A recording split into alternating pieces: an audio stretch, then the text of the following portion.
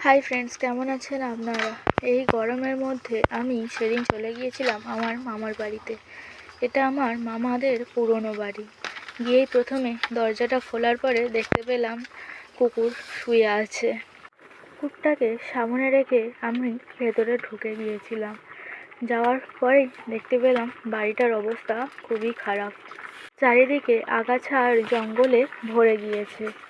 আমি তারপরে আরও কিছুটা ভেতরে ঢোকার পর দেখতে পেলাম একটা আম গাছ।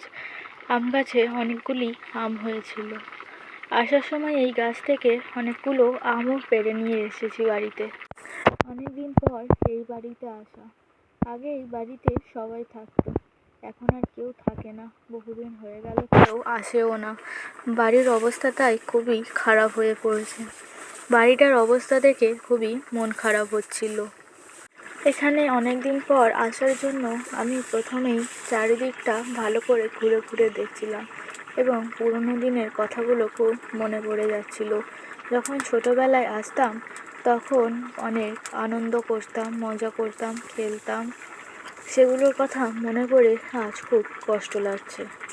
বেশ কিছুক্ষণের পর এই বাড়িটিতে ঘোরাঘুরি করলাম। তারপর আমরা চলে এসেছিলাম আমার মামাদের নতুন বাড়িতে। নতুন বাড়িতে এসে আমরা দুপুরের খাবার খেতে বসে গিয়েছিলাম। সারাটা দিন আমরা খুব মজা করছিলাম। অনেক মজায় সময়টা কিভাবে কেটে গিয়েছিল বুঝতে পারলাম না। দুপুরে খাবার পাতে ছিল ভাত, ডাল সিদ্ধ, উচ্ছে আলু ভাজা, ঢেঁড়স চচ্চড়ি এবং মাংসর ঝোল। প্রত্যেকটা রান্না খেতে খুবই অসাধারণ হয়েছিল। আমাদের খাবার শেষ পাতে ছিল কুলের আচার। বেশ অনেক দিন পর কুলের আচারটা খেলাম। বেশ ভালোই লাগছিল ওটা খেতে। প্রত্যেকটা রান্না আমার মামিমা করেছিলেন। রান্নাগুলো খুবই ভালো হয়েছিল।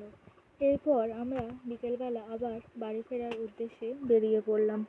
বাড়ি ফেরার সময় রাস্তার পাশের পরিবেশ দেখতে দেখতে বাড়ি ফিরছিলাম। বাড়ি ফেরার সময় দেখলাম সূর্য দিগন্তে ঢলে পড়েছে এবং এক অপূর্ব সৌন্দর্য গড়ে উঠেছে চারিদিকে।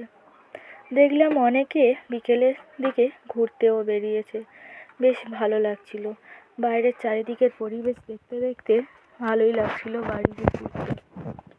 তোমাদের ভিডিওটা ভালো লেগে থাকলে লাইক, কমেন্ট ও শেয়ার করে দেবে এবং এইরকম আরও ভিডিও পেতে আমার চ্যানেলটিকে সাবস্ক্রাইব করে পাশে থাকবেন ও পাশে থাকা বেল আইকনটিকে প্রেস করে দেবেন। আপনারাও আমার সঙ্গে সঙ্গে পরিবেশের এই সৌন্দর্য উপভোগ করতে থাকুন এবং ভালো থাকবেন আপনারাও।